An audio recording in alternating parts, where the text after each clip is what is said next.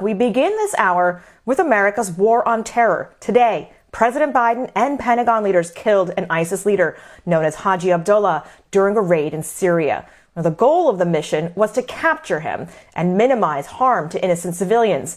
But the Pentagon says Haji Abdullah, like previous ISIS leaders, chose to blow himself up along with his family.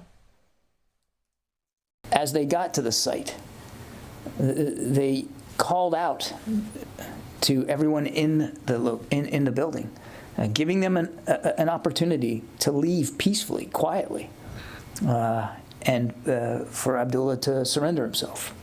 Of course, he chose a different route. Karen Kaifa has more details of the raid from Washington. President Biden says U.S. Special Forces have killed a top ISIS leader in northwest Syria. Thanks to the bravery of our troops, this horrible terrorist leader is no more. The Pentagon said U.S. Central Command conducted the mission that killed ISIS leader Abu Ibrahim al-Hashimi al-Qurashi. It is the biggest operation carried out by U.S. forces in Syria since the raid that led to the death of then ISIS leader Abu Bakr al-Baghdadi in October 2019. Biden said all Americans involved in the mission returned safely and acted with bravery. The members of our military are the solid steel backbone of this nation, ready to fly into danger at a moment's notice to keep our country and the American people safe as well as our allies. Sources on the ground said shelling and explosions preceded an airdrop of U.S. forces shortly after midnight, targeting a house on the border between Turkey and Syria. They say at least 13 people were killed. Biden says al-Qurashi detonated a bomb that killed him and members of his own family, including women and children. In a final act of desperate cowardness, he, with no regard to the lives of his own family or others in the building, he chose to blow himself up. The operation came amid an ISIS resurgence in parts of Syria and Iraq.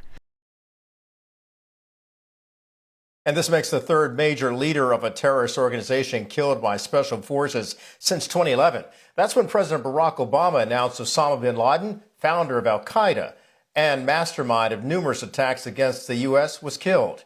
In 2019, President Donald Trump announced ISIS leader Abu Bakr al-Baghdadi was also killed in northern Syria. The man known as Haji Abdullah was his replacement. Joining us now is Mark Jacobson, former senior advisor to the Secretary of Defense. Mark, good of you to join us. Is this Biden's Osama bin Laden moment?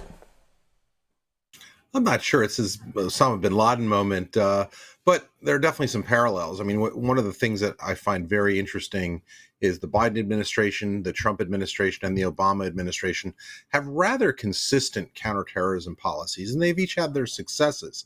I think if you look at the lessons to be gained from either the al-Baghdadi strike or the bin Laden strike is that, well, it's not necessarily a situation where this is the end of that terrorist organization.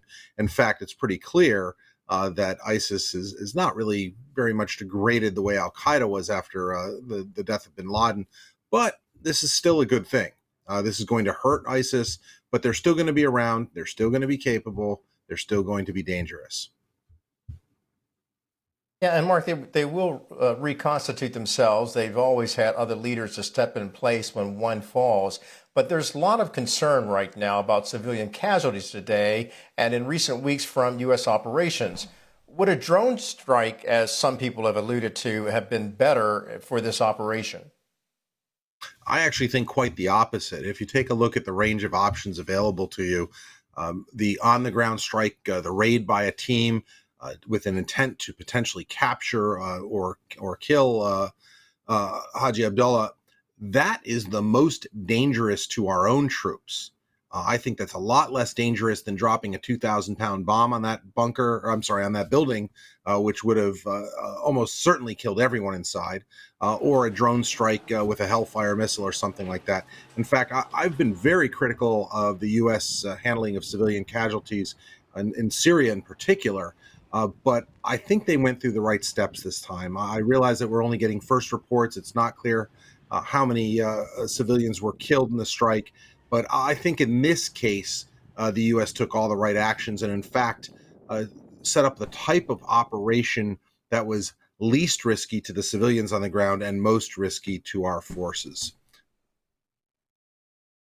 Mark, what we were looking at was video of the white helmets as the Syrian Defense Forces, and they have said that's 13 civilians, including 6 children. What in these circumstances do we know special forces or the U.S. military does to minimize civilian deaths? Right. And look, I think if the White Helmets is putting out that information, there's not only a high chance that it's accurate, they're very credible. They take this seriously.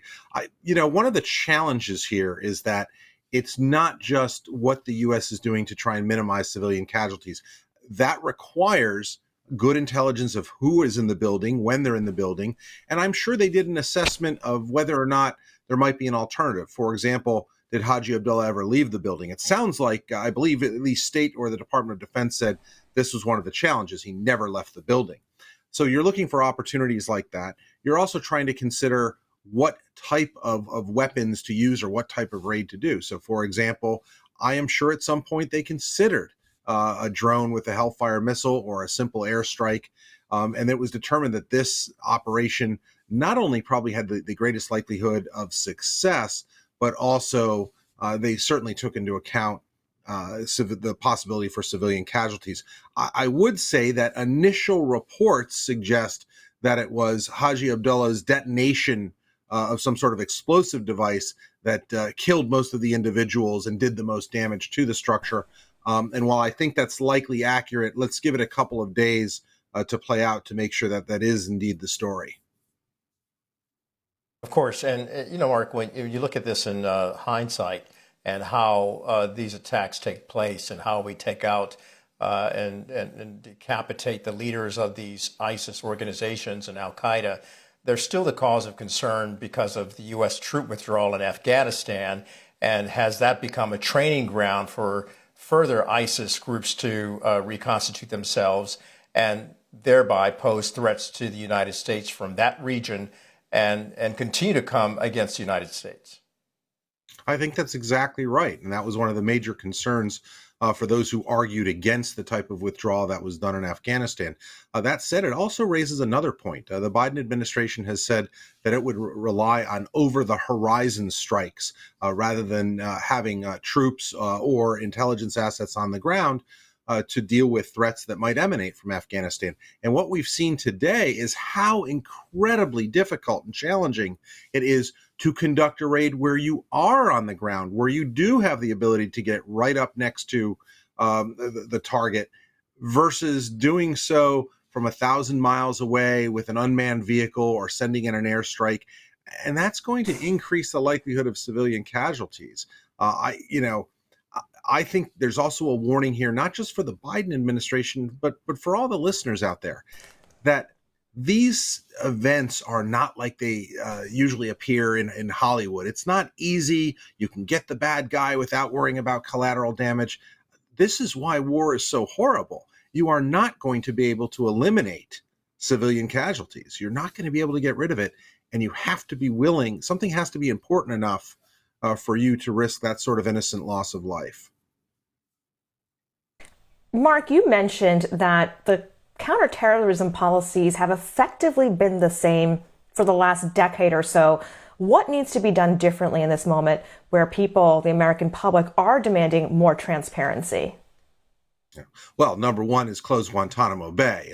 We often think of the offensive piece of the counterterrorism struggle, but there is this other piece. What about those individuals who were detained on the battlefield? And that's a consistency, obviously, going back 4 administrations, although the Obama and Biden administrations have both noted their intent or desire to close the facility.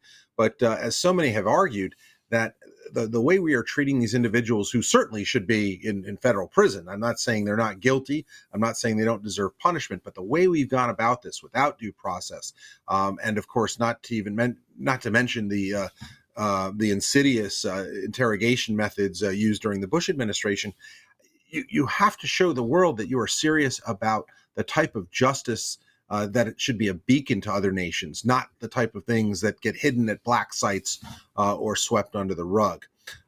What I also think is there needs to be a renewed focus on mitigating civilian casualties, preventing civilian casualties.